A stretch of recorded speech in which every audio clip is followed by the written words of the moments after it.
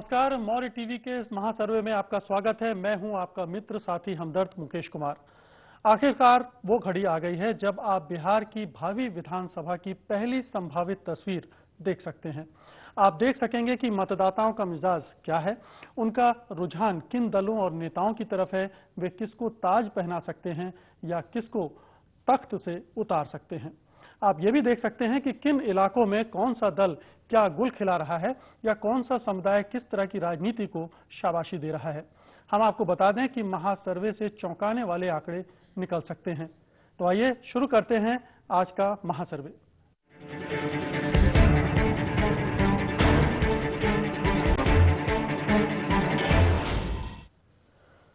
हम आपको बता दें कि आज महासर्वे के आंकड़ों का गहराई से अध्ययन और विश्लेषण करने के लिए हमारे साथ कई वरिष्ठ पत्रकार और राजनेताओं के साथ साथ जाने माने चुनाव विश्लेषक यशवंत देशमुख भी हमारे साथ होंगे। फिलहाल इस कार्यक्रम में हमारे साथ जो मेहमान हैं उनसे आपका परिचय करा दें। हमारे साथ हैं जेडीयू से निहोरा प्रसाद यादव जी, कांग्रेस से प्रेमचंद मिश्र जी, सीपीआई से पूर्व सांसद शत्रुघ्न प्रसाद सिंह जी और वरिष्ठ पत्रकार अजय कुमार जी। आप सभी का कार्यक्रम में बहुत बहुत स्वागत है। एक छोटी सी चर्चा, अजय जी, ये पहला बड़ा सर्वे है बिहार का, पहली तस्वीर हम रखने जा रहे हैं, क्या लग रहा है आपको?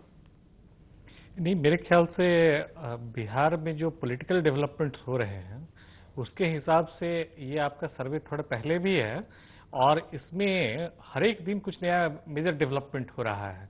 तो आखिरी तस्वीर मेरे ख्याल से लगता है इससे थोड़ी अलग होने की संभावना जाहिर है कि 4 महीने तो बहुत कुछ होना है, कैंडिडेट का सिलेक्शन होना है, विभिन्न पार्टियों के गठबंधन में बहुत उठापटक और एक दल से दूसरे दल में नेताओं का आना जाना होगा ही, लेकिन एक थोड़ा सा लोगों के दिमाग में ये चीजें साफ होंगी कि दिशा क्या है। नहीं, बिल्कुल। और सबसे बड़ी बात है कि ये चुनाव जो हो रहा है, मेरे ख्याल से पिछले 3-4 जो चुनाव हुए हैं विधानसभा के, उन सब चुनावों के बनस्पत थोड़ा डिफरेंट होगा, क्योंकि एक मेजर डेवलपमेंट हो रहा है कि इसमें एक ट्रायंगुलर कॉन्टेस्ट होने की पूरी संभावना बन रही है। जी प्रेमचंद जी, ट्रायंगुलर कॉन्टेस्ट होने की संभावना बन रही है और जाहिर है कि वो आपकी पार्टी की तरफ इशारा कर रहे हैं। आपकी पार्टी निश्चित रूप से इस चुनाव में बहुत उत्साह और उम्मीद के साथ कूद रही है। क्या लगता है आज के सर्वे में आप क्या उम्मीद कर रहे हैं? अब सर्वे का परिणाम तो आप बताएंगे। हाँ, लेकिन उम्मीद लेकिन हम अपनी तैयारियों के आधार पे कुछ कह सकते हैं कि जो बिहार में जनमानस में एक बदलाव को लेकर जो फर्क हम लोग महसूस कर रहे हैं और जो हमारी गतिविधियां पिछले 2-3 महीने से तेज हुई हैं और जब हम नीचे स्तर पर अपना गतिविधियों को मैंने जब चलाया है तो कांग्रेस के प्रति एक रुझान स्पष्ट रूप से देखने को मिल रहा है। और खासकर जो ट्रेडिशनल वोटर्स, जो हमारे परंपरागत मतदाता होते थे बिहार में, जो किसी न किसी कारणवश या आरजेडी के साथ हमारे संबंधों के चलते मुझसे जिन लोगों में नाराजगी थी वो अब दूर हो गया है। तो एक बार जब बेस वोट आपका इंटैक्ट हो जाएगा तो डेफिनेटली जो फ्रेंच सीटर मतदाता हैं या जो इधर उधर हैं या जो न्यूट्रल वोटर्स हैं वो फिर हमारी तरफ आएंगे, जिस पर हम प्लान कर रहे हैं। जी निहोरा जी, आपकी पार्टी बहुत सारे दावे करती रही है, क्या आपको लगता है कि उन दावों की थोड़ी बहुत असलियत इस सर्वे से दिखने वाली है? क्या सोच रहा है मतदाता, आपने जो कुछ किया है या जो कुछ करने का दावा किया है उसके बारे में? देखिए, अजय जी ने कहा कि ट्रायंगुलर फाइट होगा बिहार में। हमारा मानना है कि यहाँ ट्रायंगुलर फाइट होने वाला नहीं है। आपने सर्वे किया है बिहार घूमकर, हम लोग भी घूमा करते हैं बिहार में, लेकिन हमारा मानना है कि बिल्कुल मतदाता अपना दिमाग बना चुका है कि जो बिहार का मुख्यमंत्री या जो सरकार 5 वर्षों में जिस तरह बिहार को आगे बढ़ाने का काम किया, लोगों का मान सम्मान इज्जत आबरू बचाने का काम किया, वैसे लोगों के पक्ष में बिल्कुल मतदाता खड़े हैं। शत्रुघ्न जी, ट्रायंगुलर फाइट की बात हो रही है, वामपंथी दल कहाँ हैं इसमें और क्या उम्मीद कर रहे हैं? मैं कह रहा हूं कि यहाँ त्रिकोणात्मक नहीं, चतुष्कोणीय संघर्ष होगा इस विधानसभा के चुनाव। जी, एकताबद्ध वामपंथ भी जंगे मैदान में आ रहा है, इसलिए अधिकांश सीटों पर हम नहीं कह रहे हैं कि पूरे विधानसभा क्षेत्र में, लेकिन 200 से 250 सीटों पर चतुष्कोणीय संघर्ष होगा। और जो सरकार का नकारात्मक दृष्टिकोण और इसकी जो विफलताएं हैं, खास करके बिजली के क्षेत्र में, खासकर जो आयोग बनाया सरकार ने, हम लोगों की ही मांग पर समान विद्यालय प्रणाली आयोग मुस्कुंद दुबे की अध्यक्षता। बहुत संक्षेप में, अभी हम और आगे डिस्कस करेंगे, लेकिन आपकी पार्टी उम्मीद कर रही है कि चार कोणी मुकाबला होगा और उसमें आप भी कहीं ना कहीं दावा ठोक रहे हैं। जी, आगे बढ़ते हैं। वैसे तो कोई भी जनमत सर्वेक्षण 100% फूल प्रूफ नहीं होता और हिंदुस्तान में तो ये और भी संभव नहीं है क्योंकि यहाँ बहुत सारी विविधताएं हैं। इसलिए हम टीम सी वोटर के साथ किए गए मौर्य टीवी के सर्वेक्षण के नतीजों के बारे में कोई दावा नहीं करने जा रहे। हालांकि हमने सच्चाई के ज़्यादा से ज़्यादा करीब पहुंचने के लिए हर संभव सावधानी बरती है। हमने इतने सारे नमूने लिए हैं, सैंपल साइज लिया है जितना कि राष्ट्रीय स्तर पर किए जाने वाले सर्वेक्षण में लिए जाते हैं। तकरीबन 11,000 सी वोटर के कार्यकर्ताओं ने सभी 243 विधानसभा सीटों के मतदाताओं से बात की है।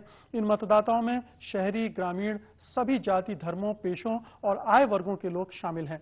फिर भी 3% का मार्जिन ऑफ एरर इसमें शामिल करके ही आप हमारे बताए आंकड़ों पर गौर कीजिएगा। बहरहाल, भविष्य की तस्वीर देखने से पहले आइए देखते हैं कि पिछले चुनाव में विभिन्न दलों की स्थिति क्या थी। पहले चलते हैं अपने सहयोगी विशाल आजम के पास। जी विशाल। शुक्रिया मुकेश जी। पिछले चुनाव में क्या रही थी तस्वीर, हम आपको बता दें कि पिछले विधानसभा चुनाव की तस्वीर में 2005 में हुए विधानसभा चुनाव में आप देख सकते हैं कि जेडीयू सबसे बड़ी पार्टी के रूप में उभरकर सामने आई थी।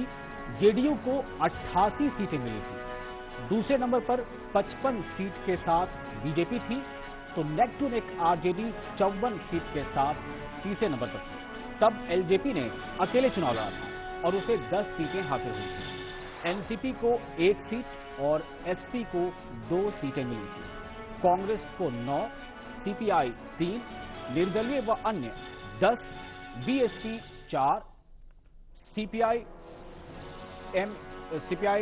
जो माले है उसे 5 और सीपीआई को 1 सीट मिली थी। कुल मिलाकर विधानसभा में लेफ्ट की ताकत 9 ही रही थी। मुकेश जी, बहुत बहुत शुक्रिया विशाल जी इस जानकारी के लिए। अजय जी, एक बार फिर पुरानी तस्वीर हमने सामने रख दी है। अब इस तस्वीर में जो नई तस्वीर हमारे जनमत सर्वेक्षण के साथ निकलकर आने वाली है, हम उस पर आज बातचीत करेंगे। क्या लग रहा है, ये कोई बहुत ज़्यादा परिवर्तन इस तस्वीर में आपको लगता है? रंगों में जो बार थे वो घटने बढ़ने वाले हैं बहुत बड़े पैमाने पर? नहीं, एक तो पिछले बार के चुनाव रिजल्ट पर थोड़ा मैं 1-2 क्लैरिफिकेशन दे दूं। एक सबसे बड़ी बात है कि जो ये तस्वीर उभर रही है, तो इसमें जब आप पिछले बार के चुनाव को देखेंगे वोटिंग परसेंटेज के हिसाब से कि 5,000 से कम वोट ला करके जो चुनाव हारने वाले कैंडिडेट्स हैं उनकी बड़ी तादाद आरजेडी में रही है। लेकिन इसका दूसरा एक इंटरेस्टिंग पक्ष ये भी है कि आरजेडी के बहुत सारे कैंडिडेट्स जो हैं वो बहुत कम मार्जिन से चुनाव जीते भी हैं। अगर उनके पक्ष में थोड़ा भी और वोट का स्विंग होता तो शायद आरजेडी का वो फिगर जो है वो 30-40 के आसपास होता। पक्ष और विपक्ष दोनों तरफ थोड़ा सा इधर उधर हेरफेर हो जाता तो करीब उनके 20-22 कैंडिडेट ऐसे हैं जो 5,000 से कम वोट से चुनाव जीते हैं। लेकिन इन 4.5 सालों में बहुत सारे परिवर्तन आए होंगे और बहुत सारे परिवर्तन हमको देखने को मिलेंगे इस सर्वे में भी, तो सर्वे का इंतजार करेंगे। नहीं, इसमें एक सबसे अहम बात है कि जो आप जेडीयू का फिगर दिखा रहे हैं 88 का, ये जेडीयू का एक बेस्ट परफॉर्मेंस का है जी। उससे ज्यादा अब जेडीयू के लिए स्पेस बहुत ज्यादा कुछ बच नहीं रहा है। क्यों? जेडीयू तो मेरे ख्याल से अकेले दम पे सरकार बनाने की भी सोच रही हो जी।